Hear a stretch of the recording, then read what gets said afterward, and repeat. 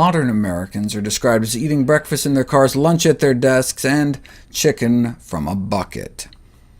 Within the last few decades, Americans are eating out more and more, and cooking fewer meals at home. And food prepared at home tends to be healthier. Less saturated fat, cholesterol, and sodium, more fiber. And so the benefits to preparing healthful food at home may include chronic disease prevention. But even during the recession, folks were found resistant to dietary change and kept going out to eat, or bringing it home. Almost half of all fast food eaten by children is eaten at home, so just because they're technically eating at home doesn't mean they're eating healthy. Even when food is prepared at home, it still may not mean much, as most dinners were found to incorporate processed commercial foods. Microwaving a frozen pizza ain't exactly home cooking. One of the problems is many people no longer know how to cook. For example, one study reported that 25% of the men had absolutely no cooking skills whatsoever. It is encouraging to see the new wave of interest in cooking, numerous TV shows, but what are they actually cooking? A study in the UK compared the nutritional content of meals created by television chefs with ready meals, like TV dinners, to compare both with nutrition guidelines set forth by the World Health Organization.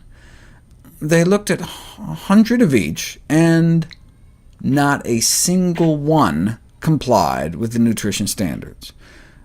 And the TV chef recipes were even less healthy than the TV dinners.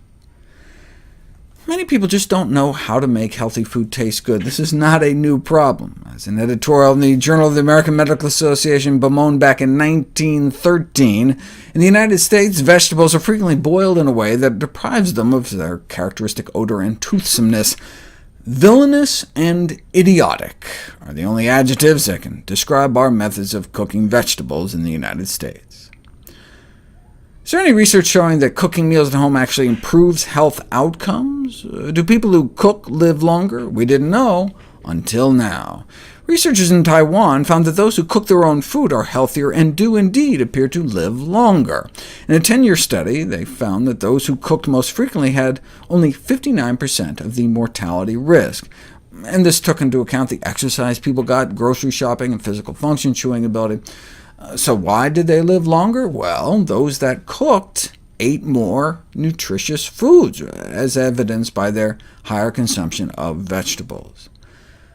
The effect on mortality was much more evident in women than in men, though. It turns out that men were, with doubtful justification, more positive about the nutritive value of convenience food, so their idea of cooking was more like microwaving a Pop-Tart, whereas women who cook actually make better food choices. As one author noted, last century we began the long process of turning over to the food industry many of the decisions about what we eat.